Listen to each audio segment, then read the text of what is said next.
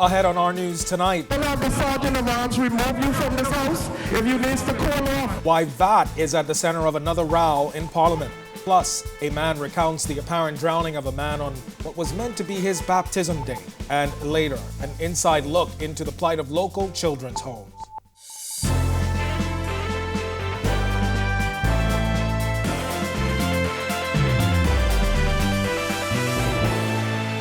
Welcome to our news and thanks for joining us. I'm Kendino Knowles. An explosive row erupting in the House of Assembly this morning after Deputy Leader of the Free National Movement Shannon Dawn Cartwright and Anglerston MP Glenys Hannah Martin went head-to-head over their party's handling of value-added tax. The back and forth almost got the F&M MP booted from the House. Jasmine Brown was there as the fireworks erupted.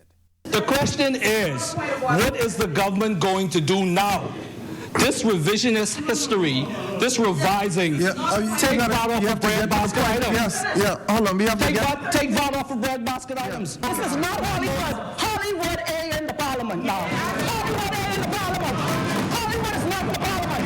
I am making my contribution. Sit down. Sit down. The member for St. Barnabas. The row erupted after Cartwright told Parliament during his contribution to the Carbon Markets Initiative bill that the Davis administration should reverse its decision to place value-added tax on bread basket items. On January 1st, the Davis administration reduced VAT from 12% to 10% and ended the zero rating on bread basket items and medicines. There is no doubt that a decision must be made to bring some relief to the Bahamian people and take VAT off of bread basket items. The back and forth between the two MPs prompted the deputy speaker to step in as he gave this final warning to Cartwright. St. Barnabas, I already made a ruling 3 times. I will have the Sergeant of Arms. I will have the Sergeant of Arms remove you from this house if you need to call off. I already made a ruling 3 times. 3 times. 3 times. It would not be a 4th time. It would not be a 4th time in the house. Sergeant of Arms, I am putting you on your guard to remove St. Barnabas if he cannot respect the rules of this house. Hannah Martin continued to address the matter in her communication and pointed out that while it was the Christie administration that implemented VAT in 2015, it was the Minnis-led government that increased it by 60% to 12%. Some of us could see through posturing. I am making my contribution now, and I know the people of this country have been suffering for an extended period, and the member for St. Barnabas, with his earnest contribution, I never heard him speak as if this is some new phenomenon because he wants to make a political point. I don't want this member believe I'm a light target. I don't want him to get mixed up. Don't get mixed up in here. This member sat in this parliament and voted for an increase in VAT from 7.5% to 12% across the board. The record reflects. Despite Hannah Martin's defense, Cartwright insisted that the government should take action, not point fingers. Reporting for our news, I'm Jasmine Brown. And residents on Exuma, as with every other island, will have to dig deeper into their pockets as the inflation rate rises. Despite an economic boost following the recent regatta, a representative for the business community telling our Berthany McDermott that operators have no choice but to pass on costs to consumers. As gas prices reach as high as $7 a gallon on Exuma due to rising prices, Exuma Chamber of Commerce Vice President Urban Smith says businesses are feeling the brunt of it. He says businesses don't have many options. There's no other choice. There's no other choice to survive. You have to pass the expenses on. No business really wanting to really take that on. But because of the competitiveness in Exuma, the prices still isn't too bad. His comments come as Bahamians have complained of remarkable increases in food prices as well as the price of fuel. Back in February, SuperValue CFO Debbie Simonet said there seems to be no end in sight for escalating prices. Principal owner of the Peace and Plenty Resort Collection, Steve Harrington, says they've been absorbing the extra costs, but admitted that eventually it will have to be passed on to patrons. I think hotels and resorts in the Bahamas are hit harder than even resorts in the mainland United States. So we know that. At some point we will start raising prices a little bit, but we know that the end user can't accept all that. So, we want them still to be attracted. We want it to be a good value proposition for them.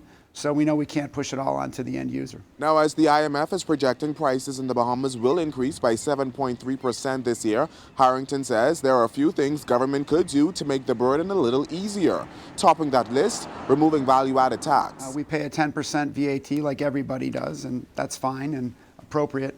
But as we're absorbing these costs, a little break on VAT or an ability to maybe pay the VAT over an extended period of time might help.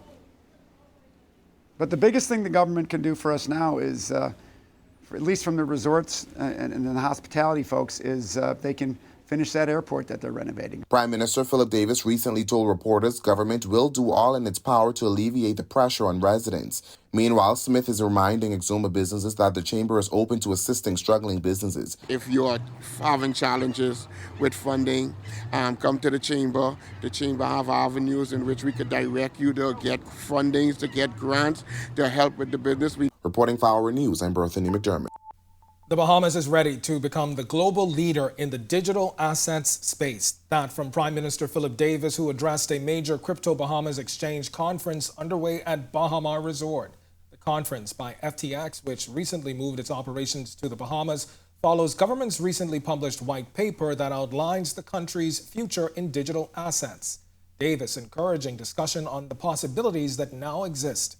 While your many and myriad conversations flourish around the technological marvels and possibilities for wealth generation, the conversation in this space is largely being considered merely in terms of services, processes, and objects. I encourage you simultaneously to include in that conversation what you can do to promote the common good. In this transition to a digital future, let us do what we can to uplift and bring along the many, not just the few. The invitation-only conference featuring collaboration and networking among leading players in the crypto and wider financial industry. FTX Digital Markets CEO Sam Bankman-Fried encouraging participants to make the best of the event. Make what you want of this conference. Don't feel like you have to go to a particular panel if it's not what you're excited about. Don't feel like, there's a particular path. Do what's going to be, useful and interesting and exciting and new for you. And hopefully you'll come away with, a little bit more direction about what you want to be doing with your life. So, debate on climate change continues in the House of Assembly, and we'll have more from the Environment Minister coming up. But for the past 7 years, the Atlantic hurricane season has had a pre-June 1st start. Meteorologist Greg Thompson joins us now from the Weather Center with your first look and more on this. Greg? Yeah, thanks, Kendall, and good evening, everybody. Of course, you mentioned 7 years. The last 7 years, we've had an early start to the official Atlantic hurricane season, which begins June 1st. 2015, we had Anna, and then that ran through a list of names.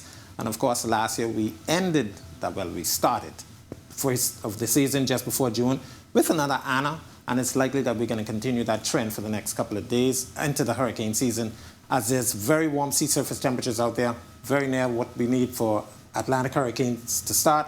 And of course, we are in a La Nina pattern, which is responsible for some upper level shear that's going to be very weak, and that allows hurricanes to get started, the tropical storms to get started, which turns into some hurricanes.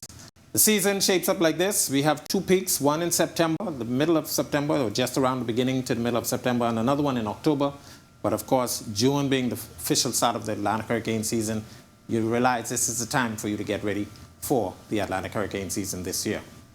Currently outside our studios, though, very nice. Beautiful conditions, mostly clear skies, temperatures in mid to upper 70s, southeast winds at 7 miles per hour, your feels-like temperature also in the mid to upper 70s. Satellite view, that ridge of high pressure that's continuing to dominate our weather is very weak. It's allowing our winds to start to fall off. Some patchy clouds near the southeast Bahamas with some isolated small showers. But that high is going to slide out towards the east, paving the way for a frontal boundary that's now across north and central Florida. Should get into the northwest Bahamas sometime late tomorrow and into Friday with a couple isolated showers, but once that goes through, high pressure will dominate and our windy conditions will be back for the weekend. That's your first look at weather. Your extended forecast is still to come.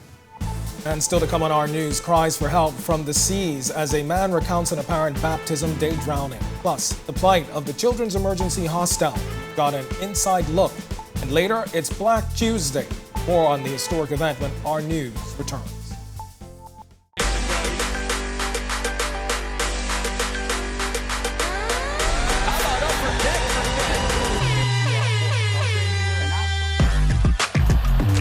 Got size at 6'5".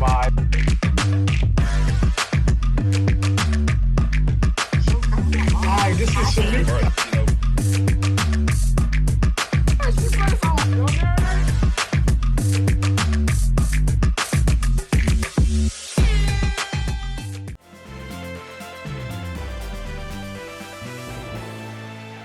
Environment Minister Von Miller is praising the Climate Change and Carbon Market Initiatives Bill 2022, saying it allows the Bahamas to both help aid in the global response to climate change while also benefiting practically. The Bahamas will not be standing idly by, hoping that the rest of the world does right by us.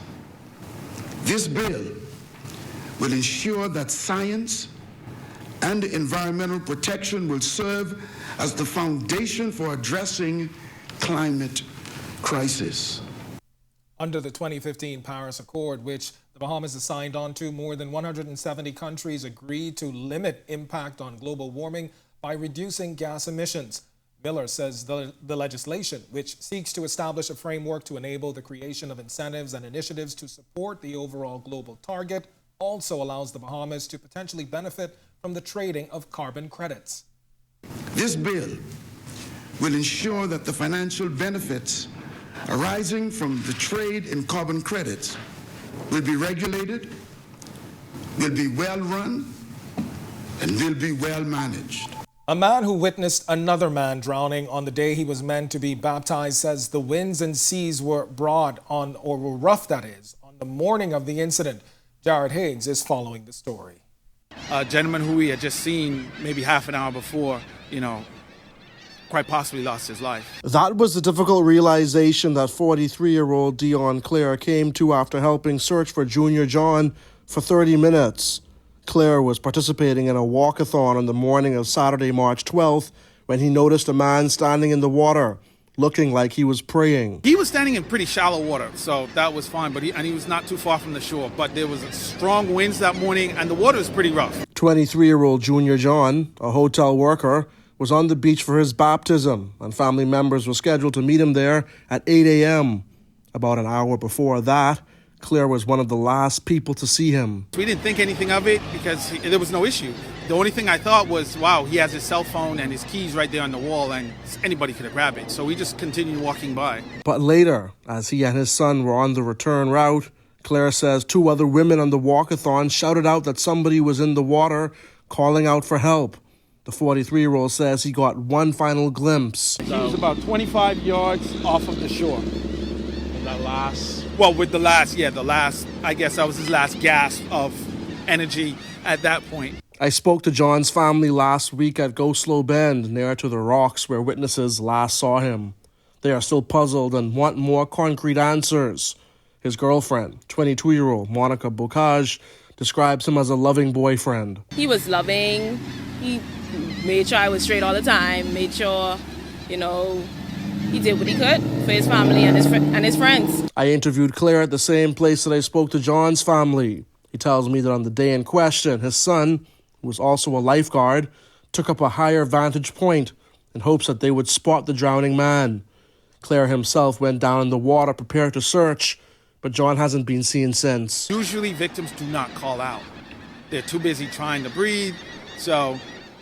that was unusual in that aspect, but he was able to do that, which brought attention to himself, how the lady saw him, and we were able to try and rescue him, but it was unsuccessful. Witnesses called police. A mobile patrol unit showed up, but couldn't do any searching in the water in their tactical gear.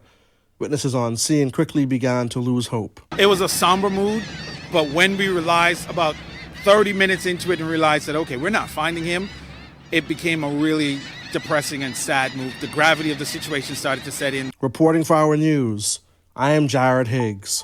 Thanks, Jared. Well, the upcoming Spotlight on Digital Transformation series, which delves into COVID-19's impact on the economy, puts special focus on one industry closely tied to tourism, production and audio-visual.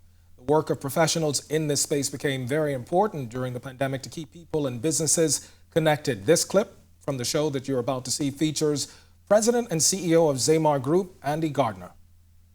How would you describe the industry's transformation as a result of that? It forced us to have to rethink how we rebound in this industry, because we don't even know when, COVID is still up front and center, and, we don't know when we will see any type of normalcy the way we knew it, before COVID.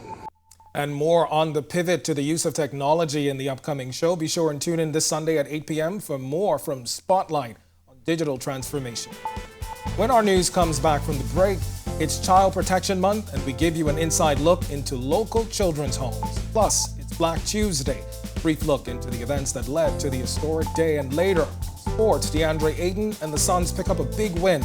The details when our news returns.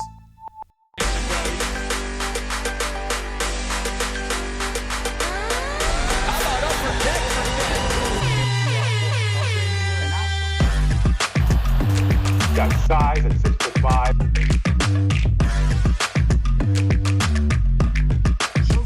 Hi, this is Shamik.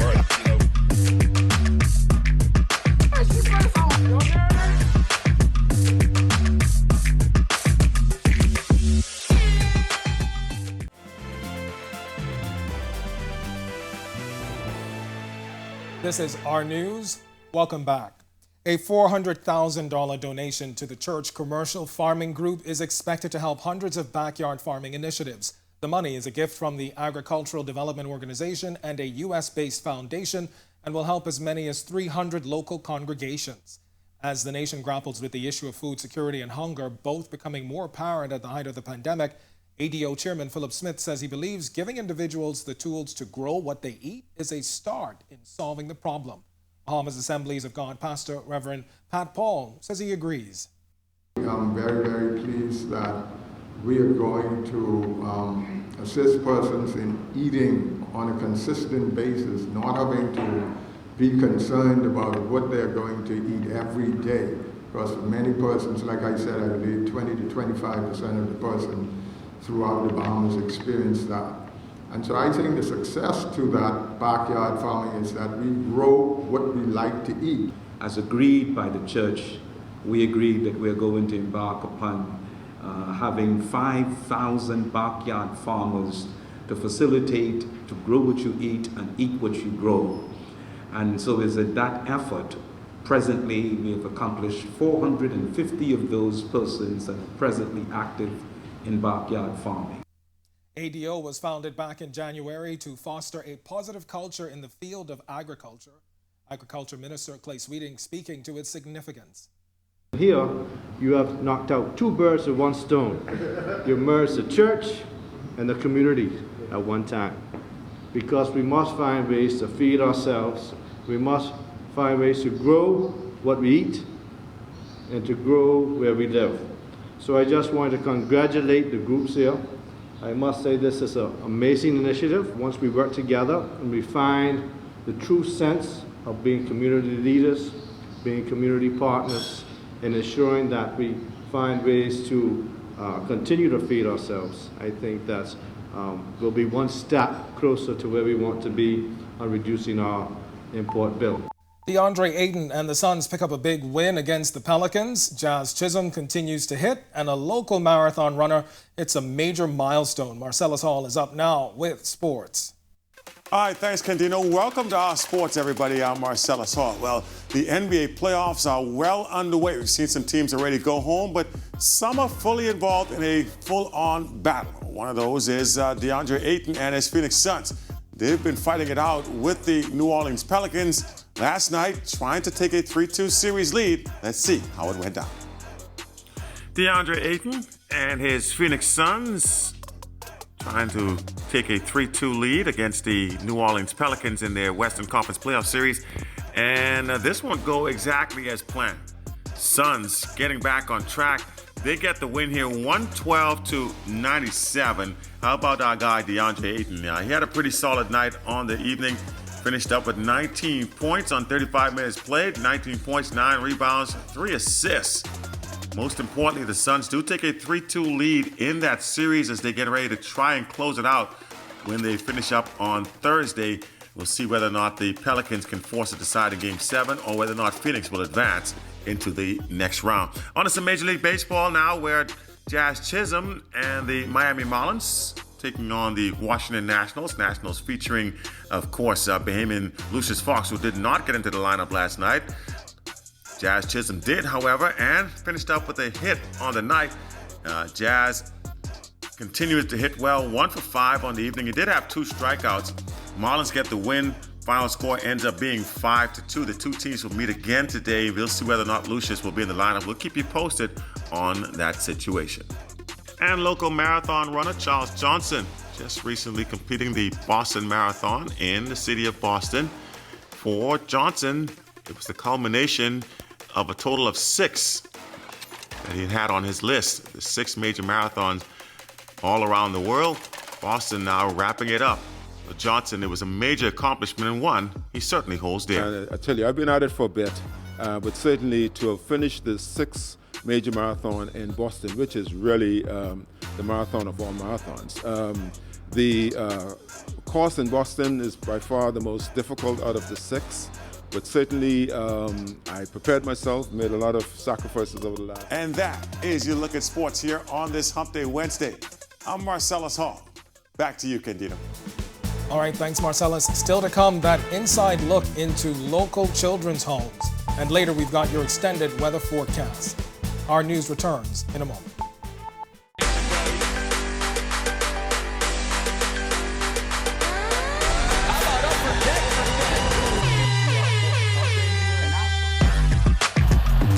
Got size at 6'5".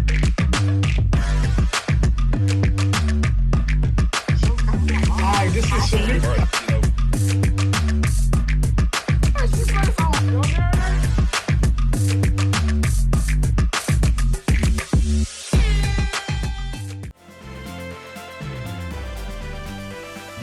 This is our news.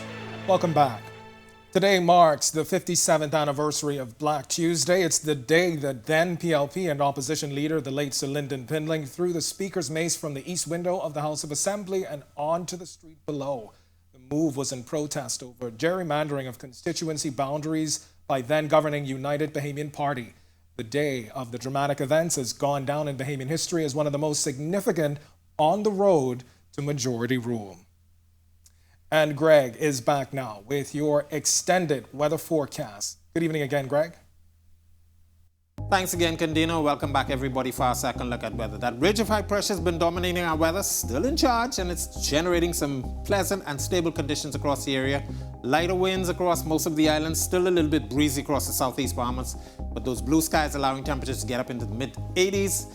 Overnight low temperatures dipping into the low 70s to the upper 60s.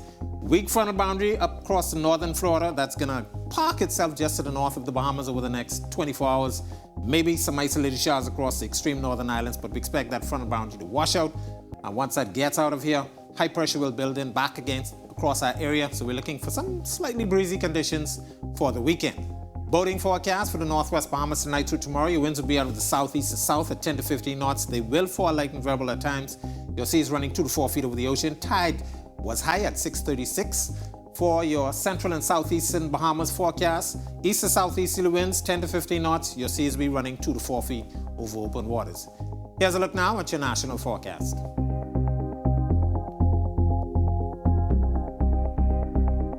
A look now at your 7-day forecast through next Wednesday.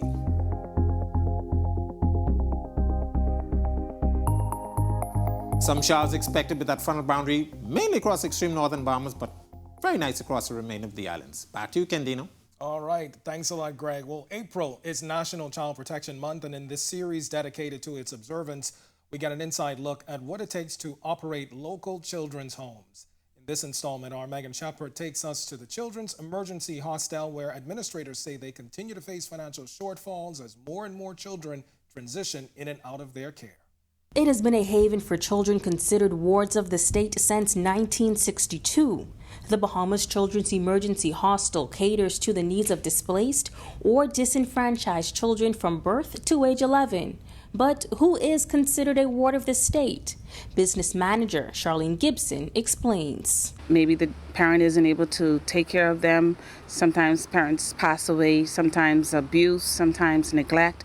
Situations like that cause the government, after the investigation, decide that the kid is better off in a home or facility where they can be taken care of. It's supposed to be a period of time, and each child is supposed to be given a case aide who's responsible for the welfare of the child and ensure that the child is developing and functioning properly in the home. As the transition can often be scary or traumatizing for the children, Gibson notes that there are psychologists and psychiatrists at the Department of Social Services to assist. They've been used to being with parents or family members and then having to come in a home to live with other children and someone totally different. It's normally a challenge for the children and sometimes for the adults, the supervisors and the caregivers that work with them, because we have different personalities and we have to get used to people. 42 members of staff are responsible for the 24-hour care of the children. And Gibson says the day usually begins at 5 a.m. with prayers and devotion. And then they're off to school. For those that aren't in school, we do have some that aren't in school at this time. They're mainly either in the dorms or they're outside, depending if the weather permits. Then they have lunch, pick up from school, then they either play outside or they come in and they watch television. Then it's time for dinner. They go and get ready for dinner. Now, on occasion, Gibson says they also house children from throughout the Family Islands. Currently, there are 11 toddlers of the 29 total children in the home. And of course, with that many mouths to feed, you can imagine that does become expensive. Gibson is encouraging the public to donate. We've had some downfall in the amount of funds that we receive from donors. We have some donors who pulled out for whatever reason. So it's been a challenge keeping overheads under control, ensuring that all of the utilities are paid and everything is here. So we appeal to the general public, asking them for assistance. And right now we are facing a financial crisis. Reporting for Our News, I'm Megan Shepard. All right, thanks a lot, Megan. And for more stories like this and all the latest, be sure and visit Our News Bahamas on Facebook. Thank you for joining us on Our News tonight. On behalf of the entire team, I'm Candino Knowles. We'll see you right back here tomorrow night. Till then, a wonderful evening.